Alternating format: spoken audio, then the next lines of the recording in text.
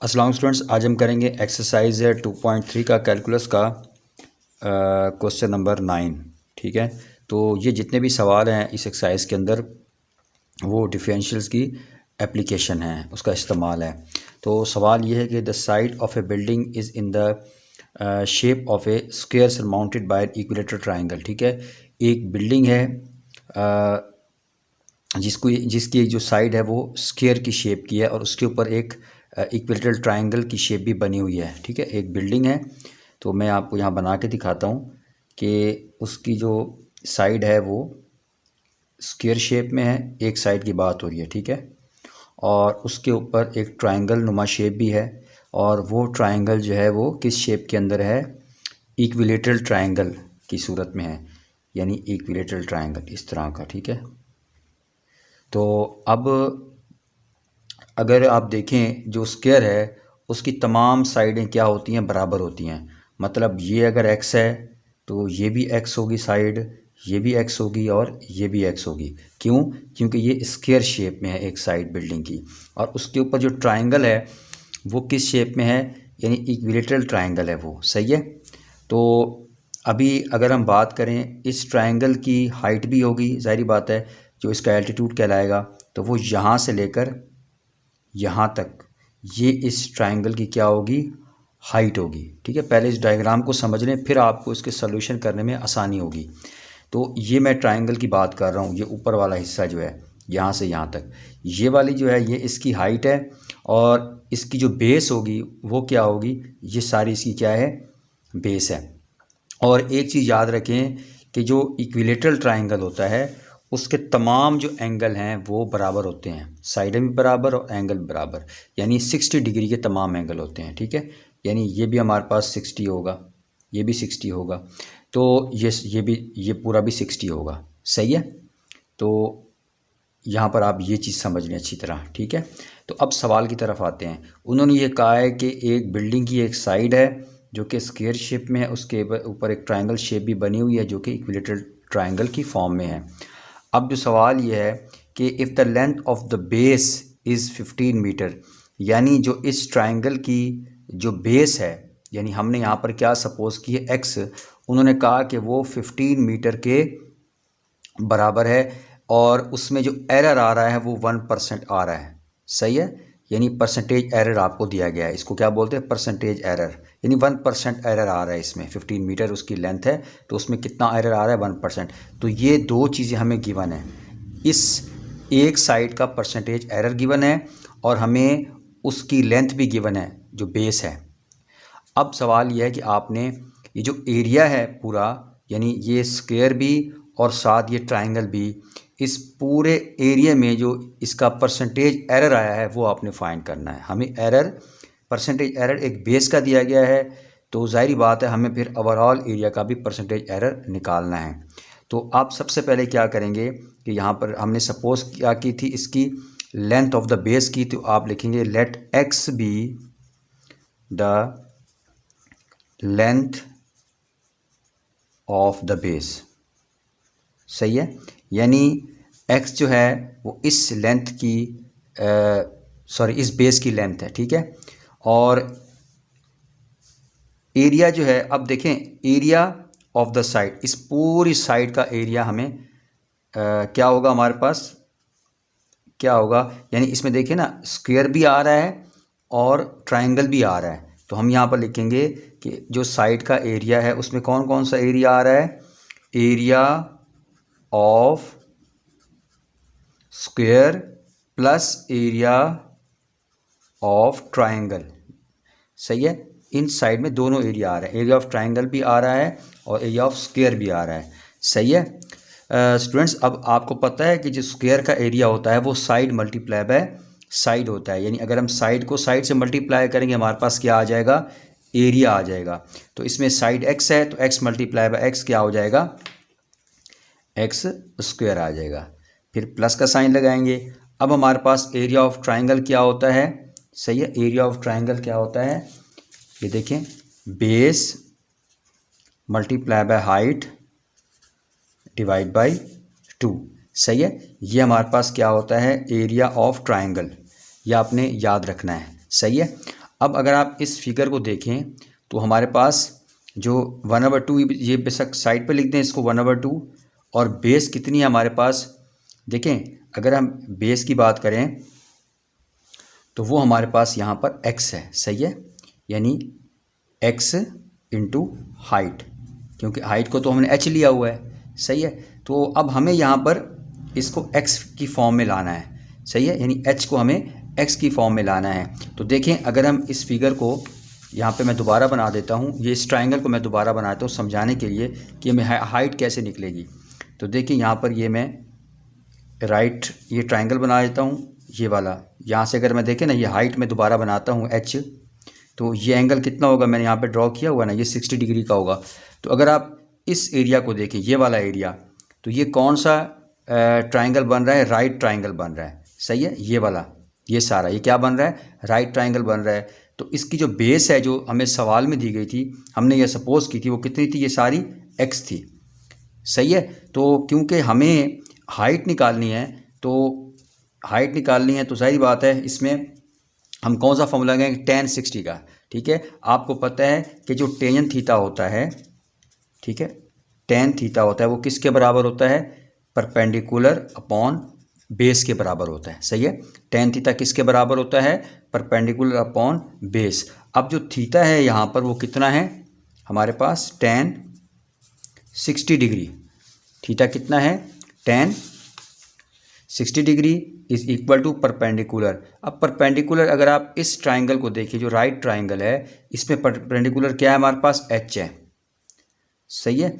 और बेस यहाँ पर देखें, हम इस पूरी बेस की बात नहीं कर रहे, बल्कि ये जो राइट ट्रायंगल है ये वाला, इस बेस की बात कर रहे हैं, क्योंकि हमें ये बेस रिक्वायर्ड है। तो जाहिर बात है ये इस पूरी बेस का हाफ है, यानी हम इस बेस को लिख सकते हैं x/2, सही है।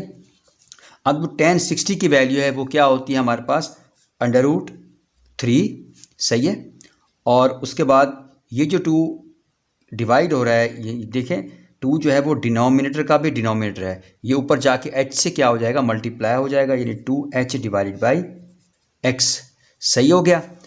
इट इम्प्लाइज दैट कि हमें h चाहिए, तो h इज इक्वल टू, ये जो 2 मल्टीप्लाई हो रहा है ये √3 से आके डिवाइड हो जाएगा, और जो x डिवाइड हो रहा है h के साथ, ये इधर आके मल्टीप्लाई हो जाएगा, सही हो गया। तो अब जो हमने यहाँ पर एरिया का जो फार्मूला लगाना है, सही है, उसमें हमने h की जगह ये चीज़ पुट करनी है, √3/2x, सही है। यानी हमने क्या कहा था कि जो एरिया ऑफ स्क्वायर है वो x² है, और एरिया ऑफ ट्रायंगल क्या होगा, 1/2 बेस मल्टीप्लाई बाय हाइट, सही है। तो h की जो वैल्यू है, ये वाली हमने जो फाइंड किया अभी, √3/2x, इसको हमने क्या कर देना है स्टूडेंट्स, इसकी जगह पुट कर देना है। तो x² + 1, इसको मैं x/2 कर देता हूँ, x/2, और h की जगह मैं क्या पुट कर दूंगा, √3/2x, ठीक हो गया। तो अब हम क्या करेंगे, इसको सॉल्व कर लेते हैं, यहाँ पर भी एरिया लिखते जाएं साथ साथ। तो ये आ जाएगा, area is equal to x² plus, ये देखिए ये √3, ये x मल्टीप्लाई बाई x² हो जाएगा, और डिवाइडेड बाई 4, सही है। तो उम्मीद है आपको हाइट मैंने किस तरीके से मालूम की है वो आपको पता चल गया होगा, ट्रिग्नोमेट्रिक रेशियो के ज़रिए से मैंने फाइंड किया है। तो अब ये हमारे पास क्या आ गया स्टूडेंट्स, इस साइड का एरिया आ गया, ठीक है। अब हमने इसमें क्या मालूम करना है, इसमें चेंज मालूम करना है, एरिया में जो चेंज आया है, तो उसके लिए हम क्या करेंगे, इसका डिफरेंशियल लेंगे जी स्टूडेंट्स। तो यहाँ पर अगर हम डिफरेंशियल लेंगे तो d of a is equal to, तो यहाँ पर अगर मैं डिफरेंशियल लूँगा तो ये कितना हो जाएगा, 2x dx, ठीक है, और ये कांस्टेंट है, एज इट इज़ रहेगा बाहर, और इसका डिफरेंशियल क्या हो जाएगा, 2x इंटू dx, सही हो गया। अब हमने क्या करना है, इसमें dx कॉमन ले लेना है यहाँ पर, यानी अगर मैं dx को कॉमन ले लूँ तो ब्रैकेट में क्या रह जाएगा मेरे पास, यहाँ पर 2x प्लस √3 और उसके बाद ये 2 1 ज़ा 2, 2 2 ज़ा 4, ये कट जाएगा तो हमारे पास क्या रह जाएगा √3/2 dx। सही है। तो अब ये हमारे पास क्या आ गया, एरिया में जो चेंज आया है, हमने तो परसेंटेज चेंज मालूम करना है, लेकिन हमें उसके लिए पहले एरिया में जो चेंज आया है वो भी मालूम होना चाहिए। ठीक है, तो ये हमारे पास क्या आ गया, एरिया में चेंज आ गया। अब हमारे पास जो इस सवाल के अंदर हमें ये भी गिवन था कि जो उसकी बेस कितनी थी, हमें 15 थी ना, 15 मीटर। तो उसमें जो चेंज आया था वो कितना था, 1%। सही है। तो वो हम यहाँ पर लिख देंगे नाउ गिवन दैट ये हमें क्वेश्चन में गिवन है कि जो चेंज आया बेस के अंदर, ठीक है, ये इसको इस तरह लिखेंगे। अगर एरिया में चेंज है तो DA/A, ठीक है, यानी जो परसेंटेज होती है ना, तो इसीलिए हमारे पास जो इसमें चेंज आया है, बेस में जो चेंज आया है, जो हमें सवाल में गिवन है, वो कितना है हमारे पास 1%। तो इसको जब आप लिखेंगे डेसिमल में कितना हो जाएगा, 0.01। सही है, इसको डेसिमल में लिखना फ़िलहाल ज़रूरी है। हमने क्या, ये हमें गिवन था सवाल के अंदर कि जो आपका बेस में जो चेंज आया है, जो एरर आया है, वो कितना आया, 1%। 1% को हमने डेसिमल में लिख लिया। अब हमें क्या मालूम करना है, परसेंटेज एरर इन एरिया। सही है, तो ये हमें मालूम करना है जब हमारे पास बेस हो 15 मीटर। सही हो गया, यानी हमें क्या मालूम करना है, परसेंटेज एरर इन एरिया। दूसरे लफ्ज़ में ये लिख सकता हूँ कि देखिए ये हमारे पास क्या आ गया, DA/A, एरिया में जो चेंज आया। सही है, ये क्या चीज़ है, जैसे यहाँ पर बेस में जो चेंज था वो बताया गया, यहाँ पर एरिया में जो चेंज आया उसकी परसेंट निकालनी है। तो उसके लिए हम क्या करते हैं, मल्टीप्लाई बाय 100%। सही है, ये चीज़ हमें मालूम करनी है एक्चुअली। ठीक है, जो एरिया में परसेंटेज इसमें एरर आया है, परसेंटेज एरर। तो अब हम क्या करेंगे कि DA/A, ज़ाहिर बात है हमें ये भी तो मालूम करना है ना पहले, क्योंकि हमने तो अभी D(A) मालूम किया है। तो ये चीज़ मालूम करने के बाद हम मल्टीप्लाई 100 करके परसेंट निकाल देंगे। तो अब देखें DA/A क्या होगा, DA की वैल्यू हमने यहाँ पर लिखी हुई है, इसको लिख लेंगे 2x प्लस, यहाँ पर सॉरी x भी था, ये देखें ना, ये 2 कैंसिल हुआ था ना, ये x अभी मौजूद था। तो अब यहाँ पर देखें 2x plus √3 divide by 2x, और यहाँ पर क्या मौजूद है, dx। सही है, होल डिवाइड बाई एरिया। ठीक है, जो हमने गिवन दिया था x² प्लस √3/4x²। ठीक है, ये वाला एरिया ये मैंने पुट किया, x² प्लस √3/4x², इसको सॉल्व करने के बाद ठीक हो गया। अब इसमें देखें ये जो चीज़ है dx/x वो किसके बराबर है जी, यहाँ पर 1% के बराबर है। तो हम क्या करेंगे कि इसमें से dx/x साइड पे कर लेंगे। वो कैसे करेंगे कि इसको हमने यहाँ पर देखें ये एज इट इज़ रखना है, ऊपर वाले को क्या हो जाएगा 2x प्लस √3/2x, इसको मैं ऐसे कर लेता हूँ। ठीक है, dx हो गया, और नीचे वाले में से एक x कॉमन ले लेंगे तो वो बाहर आ जाएगा। अब देखें ये चीज़ बन गई ना dx/x, और यहाँ पर क्या रह गया, अगर मैंने एक x कॉमन ले लिया डिनोमिनेटर में, तो यहाँ पर रह जाएगा x प्लस √3/4, ये हो जाएगा हमारे पास x। ठीक है, तो ये हमारे पास चेंज इन एरिया आ जाएगा। अब हमने क्या करना है, इनके अंदर वैल्यूज़ पुट करनी है dx/x की, और इसकी वैल्यू पुट करेंगे x की, तो हमारे पास जो परसेंटेज एरर है एरिया में वो हमें मालूम हो जाएगा। जी स्टूडेंट्स, यहाँ पर मैंने x की जगह 15 पुट कर दिया और dx/x की जगह मैंने 0.01 पुट किया है।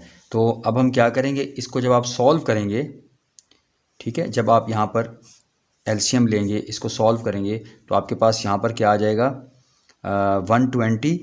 ठीक है, प्लस, और ये आपके पास आ जाएगा, चले मैं ऐसा करता हूँ आपको सॉल्व करके बताता हूँ। ठीक है, कि कुछ स्टूडेंट्स को जो है वो यहाँ पर देखिए 15 2 क्या हो जाएगा, 30 हो जाएगा,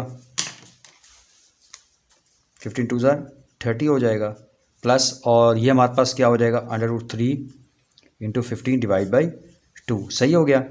और होल डिवाइड बाई यहाँ पर ये हो जाएगा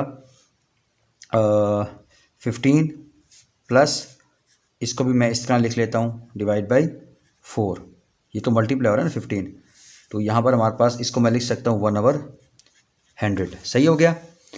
अब देखें यहाँ पर मैं एलसीएम लूँगा, ये देखिए मैं एलसीएम लूँगा तो हमारे पास क्या आ जाएगा 2, सही है। तो 1 2 2, 2 30 60 प्लस 2 1 2, 1 आया 1, जब इससे मल्टीप्लाई होगा तो वही चीज़ आ जाएगी, ठीक है। और होल डिवाइडेड बाई, अगर मैं इधर बात करूं तो देखिए यहाँ पर एलसीएम मेरे पास क्या आ जाएगा 4 आ जाएगा, इसकी बात कर रहा हूँ 4 आ जाएगा।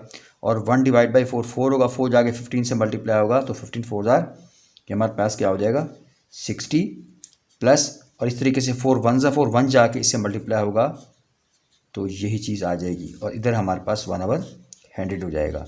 अब ये क्या हो रहा है, डिवाइड हो रहा है, तो इसको मैं ऐसे भी तो लिख सकता हूँ ना, ठीक है स्टूडेंट्स। अब इस चीज़ को जो डिवाइड हो रहा है ना, तो इसको मैं ऐसे भी लिख सकता हूँ। तो अब इसको मैं मल्टीप्लाई में चेंज करूँगा तो 60 प्लस √3 इंटू 15 डिवाइड बाई 2, इसको मल्टीप्लाई में चेंज करूँगा तो 4/60 प्लस √3 इंटू 15, और यहाँ पर आ जाएगा हमारे पास मल्टीप्लाई बाय 1/100, सही हो गया।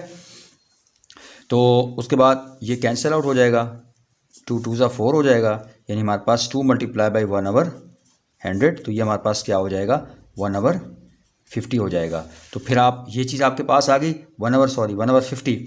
तो अब आपने परसेंटेज एरर कैसे निकालना है इसका एरिया का, ठीक है ना। ये तो हमारे पास क्या आ गया DA/A आ गया, तो वो कैसे निकलेगा जी, DA/A मल्टीप्लाई बाय 100%, सही हो गया। तो फिर हमारे पास ये चीज़ क्या आई है हमारे पास अभी 1/50, मैं 150 क्यों लिख देता हूँ, 1/50, सही हो गया, मल्टीप्लाई बाई 100%, तो 0 0 से कट गया, 5 2 10, तो हमारे पास 2% आया है एरर एरिया में, सही है। तो इस तरीके से आपने, थोड़ा लेंथी है लेकिन आपने ध्यान से इसके तमाम फिगर को समझना है, और उसके बाद आपने ये जो एलसीएम वगैरह लिए यहाँ पर ध्यान से आपने एक दफ़ा दोबारा देख लें ताकि आपको सही समझ आ जाए। तो ये था हमारे पास सोल्यूशन क्वेश्चन नंबर 9 का।